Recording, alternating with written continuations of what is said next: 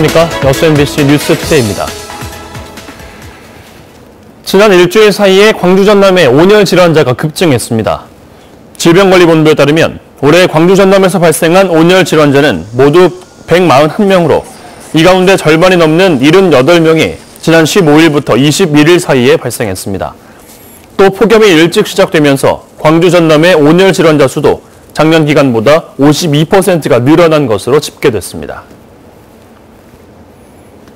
여름철에 발생하기 쉬운 레지오넬라증 예방을 위해 다중이용시설 냉각 탑수와 냉온수에 대한 집중 검사가 실시됩니다. 전라남도는 법정 3군 감염병인 레지오넬라증 예방을 위해 9월 말까지 병원과 목욕탕 등 다중이용시설의 냉방기를 대상으로 레지오넬라균 검사를 강화하고 냉방기기의 청결 유지를 당부했습니다. 전남도는 이달 현재 다중이용시설 367곳을 검사한 결과 10%에 해당하는 38곳에서 레지오넬라균이 검출됐다고 밝혔습니다. 순천 봉화산 출렁다리 설치 사업이 신임시장의 재검토 입장과 시민단체 반발로 사실상 중단된 상태입니다. 감사원도 사업 진행상 심각한 하자를 지적한 것으로 알려졌는데요. 하지만 이미 거액의 사업비가 투입된 상태여서 해법이 쉽지 않아 보입니다. 박광수 기자가 취재했습니다. 순천 봉화산 고를 잇는 국내 최장 184m 길이 출렁다리를 만들겠다. 논란 속 25억짜리 건설 사업에 감사원이 전격 실지 감사를 진행한 건 지난주였습니다.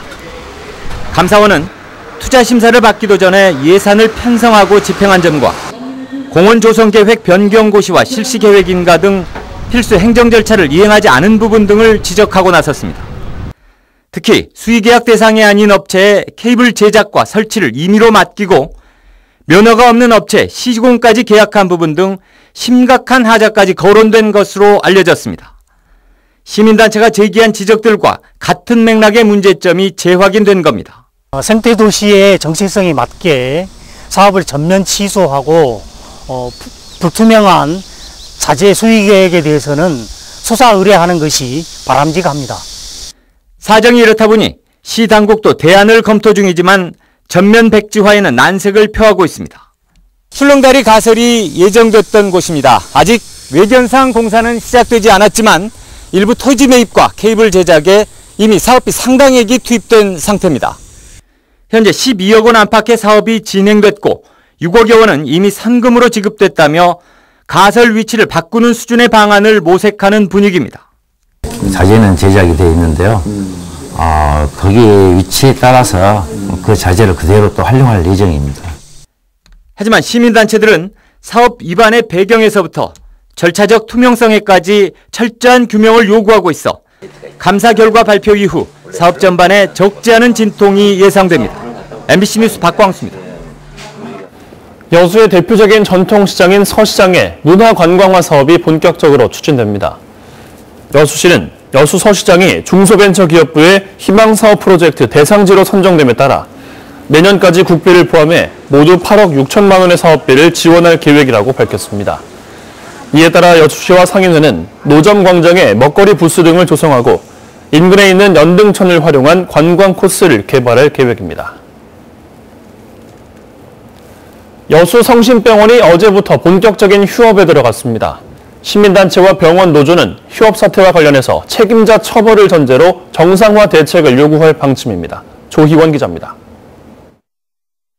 불법 공민 기망 행위를 자행한 지역적폐 의료법인 서구의료재단을 고발한다. 최근 재정 악화로 문을 닫게 된 성심병원의 휴업 사태와 관련해 시민단체가 기자회견을 열었습니다. 병원이 경영 악화를 이유로 휴업을 결정했는데 사전 통보를 하지 않아 시민들이 피해를 입고 있다는 겁니다. 여수 성심병원을 운영하는 서구의료재단은 마음대로 진료를 중단해 심장투석 치료 중인 국가유공자를 비롯한 수많은 환자들의 생명을 위협하고 있으며 시민단체는 또 병원 운영 전반에 대한 수사 요청 고발장을 제출하는 한편 지자체의 정상화 대책 마련도 촉구할 계획입니다. 성심병원 노조 역시 책임자인 경영진에 대한 처벌을 수사당국에 요청하고 나섰습니다. 경영 실적만 놓고 보면 문을 닫을 정도의 적자는 아닌데도 채무는 눈덩이처럼 불어났다며 재정 악화의 원인을 철저하게 수사해야 한다고 강조했습니다. 휴업 사태까지 가게 된 원인이 있다고 생각합니다. 경영난을 겪거나 적자가 누적돼서 나타나고 있는 휴업 사태가 아니다라고 보고 있고요. 불법 비리에 대한 정확한 진상과 또 그에 따른 처벌이 필요하다라고 봅니다. 성심병원 부도 사태는 병원재단인 서구의료재단을 해단해 채무를 갚는 방법보다는 병원을 매각하는 방향으로 갈 가능성이 높다는 게 관계자들의 의견입니다. 그렇게 되면 병원을 지자체가 매입해 시립병원 같은 공공의료병원으로 운영해야 한다는 주장도 나오고 있습니다. 전남 지역 의료질이 타 지역보다 전체적으로 낙후돼 있고 특히 여수는 산단 등을 끼고 있음에도 불구하고 공공의료병원이 한 곳도 없다는 점을 고려해야 한다는 겁니다. 지난해 발표된 한 연구에 따르면 전남 지역 의료 시스템 인프라 점수는 100점 만점에 21.4점을 기록해 전국 최하위권에 머물렀습니다. 성심병원이 지역 종합병원으로서 휴업 사태를 딛고 새로운 정상화의 길을 통해 의료질을 한 단계 끌어올리는 견인차가 될 수 있을지 관심이 모아지고 있습니다. MBC 뉴스 조희원입니다. 광양항 항만 관련 부지에 글로벌 리스 컨테이너 장치장이 본격적인 운영에 들어갔습니다. 글로벌 리스 컨테이너 장치장은 광양항 리스 컨테이너의 원활한 공급과 반납, 수출입 컨테이너 수급 불균형 해소를 위해 공사가 추진해온 사업입니다. 항만공사는 리스 컨테이너 장치장 운영으로 연간 1만 TEU 이상의 신규 물량 창출을 전망하고 있습니다. 여수광양 항만공사의 후임 사장 선임이 난항을 겪고 있습니다. 여수광양 항만공사는 최근 해양수산부로부터 여수광양 항만공사 사장 최종 후보자 3명에 대해 인사검증을 실시한 결과 모두 부적격 통보를 받고 재공모에 나섰습니다. 이에 따라 여수광양 항만공사는 인사추천위원회 규정에 따라 다음 달 중순쯤 후임 사장을 재공모할 계획입니다. 항만공사는 후임 사장 선임 전까지는 현 방희석 사장이 사장직을 수행한다고 밝혔습니다. 전라남도 교육감직 인수위원회가 한 달 동안의 활동을 마치고 어제 공약이행 도민보고회를 가졌습니다. 7개 영역 38개의 공약이행 계획을 발표했는데요. 전남교육 혁신과 민주시민 육성에 방점이 찍혔습니다. 장용기 기자가 보도합니다. 18년도부터 교육감직 인수위원회가 첫머리에 올린 공약은 교육자치위원회 운영입니다. 도민이 직접 참여하는 교육 정책을 실현하기 위한 것으로 전남과 시군별 교육자치위원회를 준의결기구로 구성할 것을 제안했습니다. 교육장 공모제와 교육계획 수립, 교육 예산 등을 협의하는 역할을 하고 조례로서 지위를 보장한다는 계획입니다. 학교와 현장 중심의 교육 행정도 강화됩니다. 교육지원청은 조직 진단을 통해 인력을 재배치하고 도교육청의 교육지원청 업무 떠넘기기도 금지할 것을 제안했습니다. 또한 학교 기본 운영비를 10% 더 늘려 학교 자치 실현과 단위학교의 자율성을 보장하고 혁신학교 확대를 위해 학교 혁신 지원단 구성을 주문했습니다. 민주시민 교육 강화를 위해 관련 부서를 신설하고 이사회 교육청 추천이사가 참여하는 개방형 사립학교 도입 등 사학의 공공성과 투명성에도 적극 나설 것도 제안했습니다.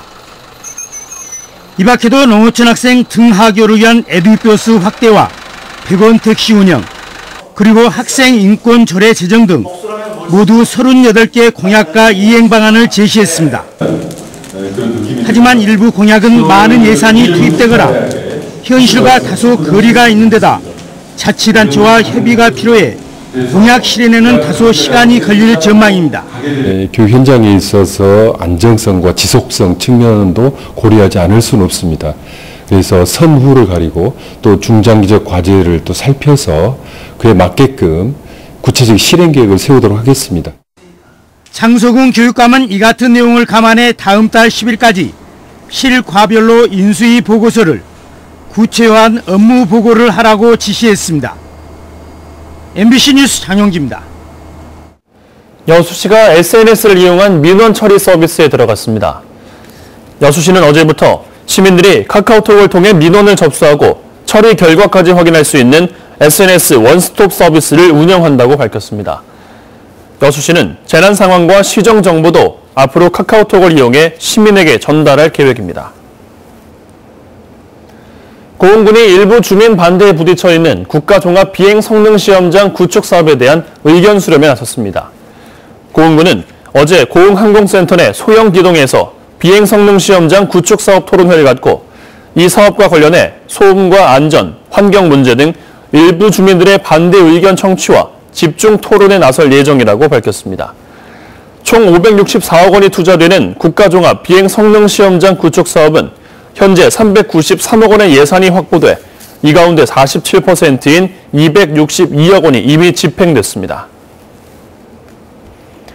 국토교통부는 남해안 전망 명소 20곳을 선정 발표했습니다. 남해안 전망 명소는 영호남 8개 시군의 경우 우주발사 전망대 등 고흥에서 5곳, 돌선공원 등 여수에서 3곳이 선정됐습니다. 지방을 중심으로 열대야가 나타나는데요. 포항의 밤사이 최저기온은 27.6도로 포항은 열흘이 넘도록 열대야가 계속되고 있고요. 서울도 밤사이 최저기온이 27.2도를 기록했습니다. 한낮에는 폭염으로 이어지겠습니다. 서울의 낮 기온이 37도, 대구는 38도 선까지 오르겠고요. 폭염 경보도 계속될 전망입니다. 이 같은 폭염은 한동안 지속될 것으로 예상되고 있어서 건강뿐만 아니라 농축 수산물 관리에도 신경 쓰시는 게 좋겠습니다. 날씨였습니다.